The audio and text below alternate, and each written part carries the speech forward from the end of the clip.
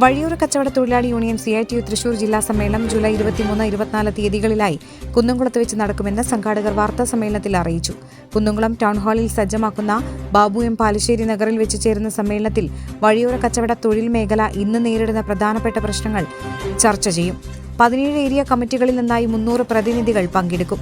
പ്രതിനിധി സമ്മേളനം 23 രാവിലെ 10 CITU സംസ്ഥാന വൈസ് പ്രസിഡന്റ് UP ജോസഫ് ഉദ്ഘാടനം ചെയ്യും.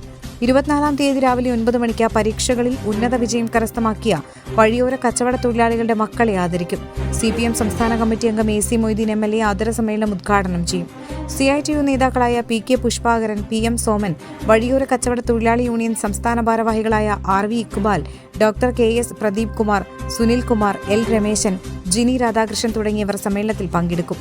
ഇടതുമുന്നണി സർക്കാരുകൾ കൊണ്ടുവന്ന ചട്ടവും സ്കീമും ക്ഷേമനിധിയും കേരളത്തിലെ 20 ലക്ഷം വരുന്ന വഴിയോര കച്ചവടക്കാർക്ക് ഒരു പുതിയ പ്രതീക്ഷ നൽകിയിരുന്നു. ഒരു ഗവൺമെന്റ് തൊഴിലാളികൾക്ക് അനുകൂലമായി കൊണ്ടുവന്ന നിയമം ഒറ്റയടിക്ക് ഇല്ലാതാക്കാനുള്ള ശ്രമമാണ് സംസ്ഥാനത്ത് മാറിവന്ന UDF ഗവൺമെന്റ് സ്വീകരിച്ചിട്ടുള്ളത്. രാവെന്നോ പകലെന്നോ വ്യത്യാസമില്ലാതെ വ്യാപകമായ കുടിയൊഴിപ്പിക്കൽ നടക്കുകയാണ്. അർദ്ധരാത്രി കള്ളന്മാരെ പോലെ വന്നാണ് പല കടകളും എടുത്തുമാറ്റുന്നത്.